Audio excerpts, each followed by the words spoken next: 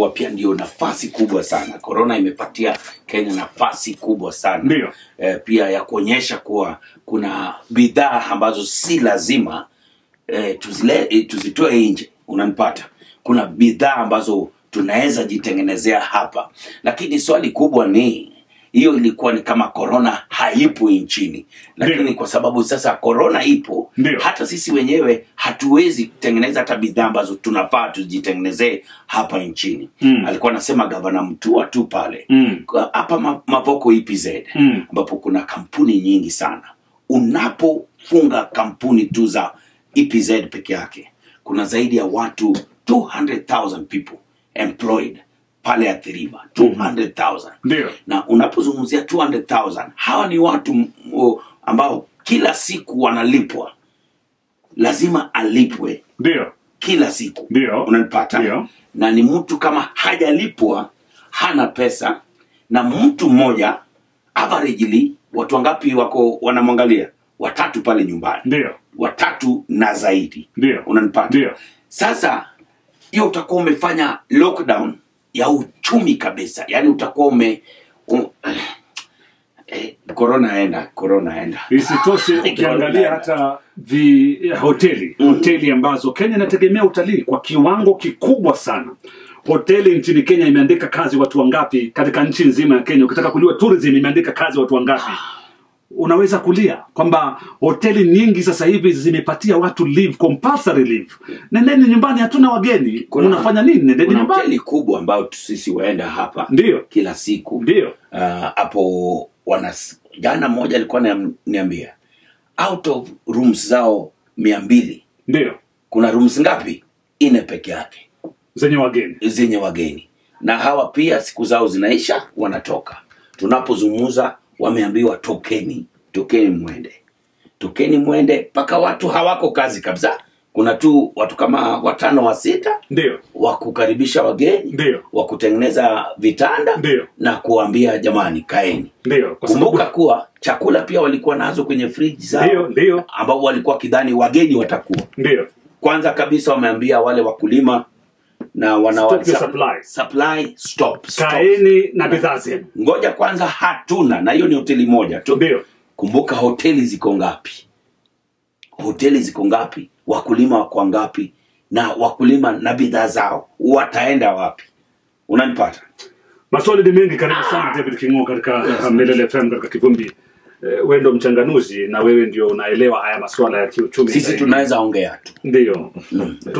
Tuko wapi sasa hivi kama taifa? Tupatie picha kama. Wakenya wengi wanasema jamani, kabla corona tulikuwa tayari uchumi wetu unalia.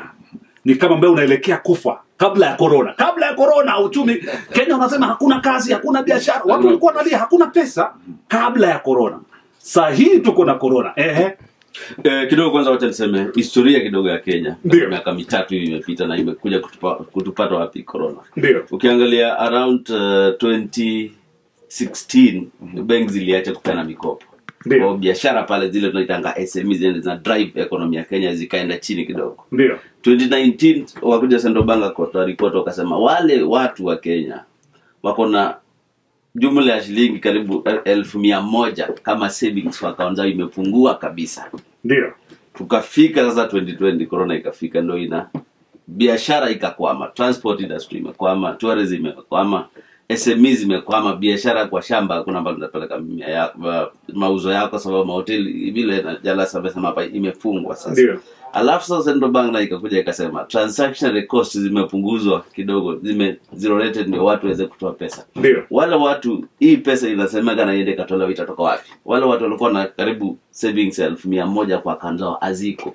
Kwa hivyo unaambiwa angalie balance, na population kubwa haina balance kwa zile benki. So the net effect ni zero. Kwa hivyo kuja kuangalia economy struggle sana.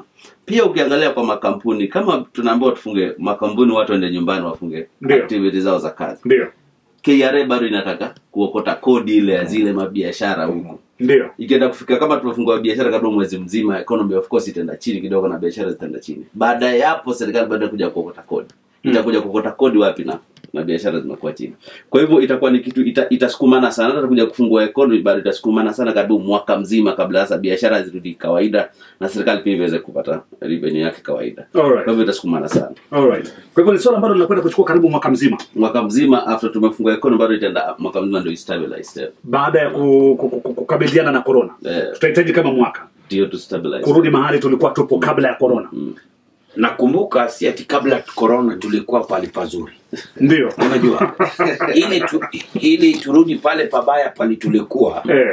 Tutahitaji mwaka mzima kurudi pale pabaya. Mahali tulikuwa kabla ya corona. Maana palikuwa ni pabaya. Palikuwa pabaya. Kila mtu alikuwa analia. Na ni ukweli vitu zilikuwa haziko vizuri. Ndio. Sasa hizi ni tunachimba kaburi kabisa ya uchumi wetu. Tulikuwa na msemaji wa serikali jana hapa, Colonel Cyrus Oguna, akawa anasema kwamba serikali imeruhusu bidhaa kuingia. Bidhaa zingi ingawa sio watu.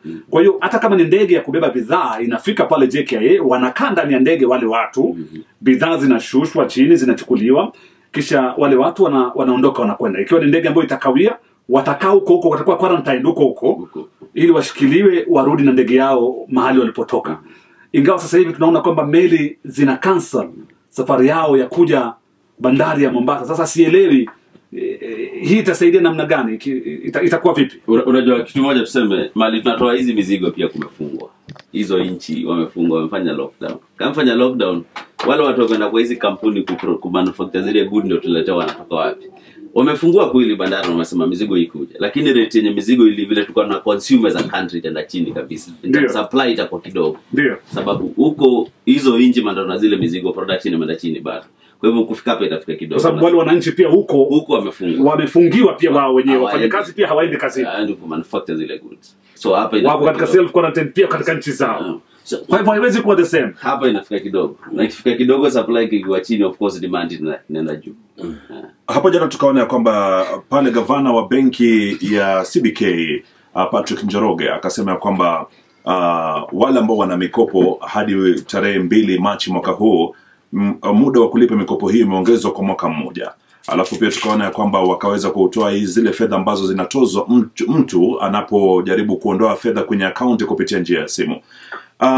Hii ina maana gani kwa mwananchi yule wa kawaida ambaye hana mikopo? Kwa sababu saizi tukiangalia wengi wameanza kulia wakisema kwamba sisi hatuna kodi ya nyumba. Wengine wameanza kusafirisha familia zao nyumbani kule wakiwa wanasema kwamba huenda taifa likakumbwa na bala njaa. Je, wewe kwa maoni yako hatua kama hii itasaidia? Nakumbuka vizuri sana kwamba wengi wao saizi wanalia wakiwa wanasema kwamba kuna zile kampuni ndogo ndogo ambazo zinapaswa kuweza kuondolewa ulipaji wa ushuru. Wanasema kwamba licha ya haya yote kuwekwa ushuru bado sisi tunaendelea kukatwa. Kile kitu moja basi Governor Sando Banga alisema watu waende wafanye loan restructuring. Lakini alisema hivi, ni mtu binafsi. Mimi kama David kama nimeomba loan benki fulani ende pale kwa ile benki niwaambie, mlinipia shilingi 1500 kama personal loan. Hii shilingi 1500 siwezi lipa vile ningefaa kulipa sababu niko affected na corona. Unaelewa? Ile justification ya vile wewe umekuwa na zile shida corona imekuja kukuaffect binafsi, ndio loan yako ipaswa kufanya structuring. Hiyo ni case to case basis. Kwa hivyo hatujui success rate ya wale watu watenda pale na wafanywe loan restructuring. Number 2 ile inaitwa personal loans. Personal loans kiangalia population ya banking, loan mingi ni biashara loans. So kwa sababu personal loan ile maybe secured na salary ama ni consumption loan, si ya biashara. 28% kwa banki ndio wako na personal loans. Unaelewa? Kwa hivyo kama unafungua 28%, the other 72% inaenda wapi? Hao ndio wanasukuma economy. So itakuwa shida kidogo. Wale wengine nao kufungua transaction cost kusema iko zero rate, hata kuangalia balance. Tunajua economy, tunajijua. Ukienda uchukue watu 100, pengine 20 ndio wako na pesa kwa benki. Hao 20 hawezi beba hawa yatumie, hao wengine 80. So hata ukiangalia uangalie balance ni bure, utaangalia balance gani? Hiyo ndio shida yenye iko. Kwa hivyo inafungua transaction lakini kwa watu wachache. Na wale wachache ndio economy inategemea watu wa pesa yako nazo ndio waweze kusukuma economy kidogo. Mambo ya kutoza revenue kwa biashara fulani inaweza sukuma kidogo, lakini ukiangalia kiwango cha tax yenye kinatolewa kwa biashara yako sio mingi sana. Sababu kama ni 30% pengine kwa out of 100,000 hiyo ni 30,000 ikitolewa haitasaidia sana kabisa. Ile kitu serikali inaweza fanya ni kuangalia pengine duniani kampuni nchi zishaikumbwa na shida kama hizi ni factors gani zilichukua, na immediately after tume open economy, of course watafinyika kidogo, immediately after tumefunguka ni physical frameworks gani yenye zinaweza fanyika. Nakumbuka wakati mmoja kulikuwa na kazi ilikuwa program inaitwa kazi kwa vijana. Kazi kwa vijana kwa upande mwingine ilikuwa kama circulation of money, yani kusupply pesa kwa economy kidogo. So strategies kama hizo after lockdown ndio zinaweza kuinua economy kidogo.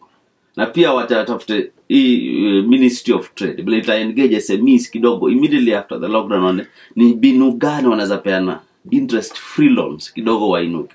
Sababu SME hazina cash security. Hakuna pesa SME wamekamala wamesema sisi kama SME tuko na amesema kama milioni 5 tumekamali in case of cash issues. So lakini immediately after the lockdown ni vizuri hiyo ministry kerichina SME iangalie structures za kutrigger kidogo cash flow.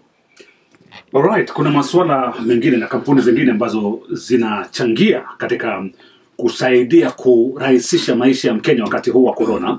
Kunazo zingine na wafanyabiashara wengine pia ambao wanachangia katika kufanya maisha ya Mkenya kuwa magumu wakati huu wa corona.